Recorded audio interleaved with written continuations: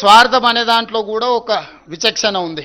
నేను అందుకే చెప్పిన, మీరు డెవల్యూషన్ ప్రకారం ఇచ్చేది వేరు, మీరు స్పెషల్ ప్యాకేజీలు స్పెషల్ ప్రాజెక్ట్స్ ఇచ్చేది వేరు. రేపు రీజనల్ రింగ్ రోడ్ ఇస్తే ఇంకా ఆదాయం పెరుగుతుంది, మెట్రో రైలు ఇస్తే ఇంకా ఆదాయం పెరుగుతుంది, ఇంకా మనకు వరంగల్ ఆదిలాబాద్ ఎయిర్పోర్ట్లు ఇస్తే ఇంకా ఆదాయం పెరుగుతుంది, కేంద్రానికి తిరిగి పన్నులు చెల్లిస్తాం కదా. ఇండస్ట్రియల్ పార్కులు ఇస్తే, సెమీ కండక్టర్ తెలంగాణకి ఇస్తే కేంద్రానికి ఆదాయం పెరుగుతుంది కదా. అక్కడెందుకు వివక్ష చూపిస్తుండ్రు?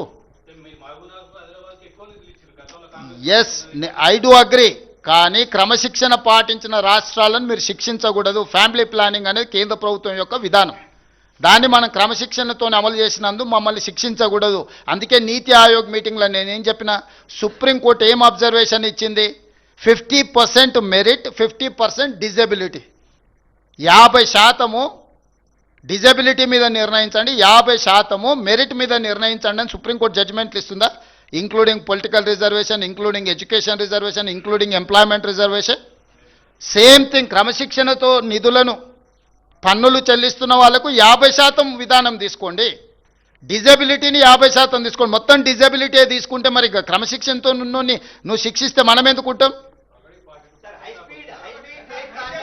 వాళ్ళకు 300 200% 300% ఇస్తున్నావు, 42% గురించి ఆలోచన చేస్తున్నావు. ఇప్పుడు మున్సిపల్ ఎన్నికలు, ఇక తిట్లకు ప్రజలు ఆల్రెడీ సమాధానం చెప్పారు, సమాధి కట్టారు కదా.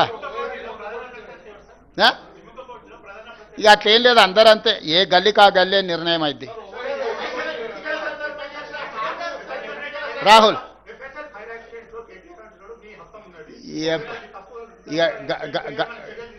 రాహుల్ గంజాయి బ్యాచ్ గురించి నేను పెద్దగా ఆలోచన చేయను, వదిలేసాయి. నువ్వు కూడా వదిలేయి, నువ్వు కూడా ఆ ట్రాప్లో పడకు. మనం ఏదైనా మంచి మున్సిపల్లో ప్రజలకు మంచి చేసే దాని మీద తీసుకుందాం. ధన్యవాదాలు.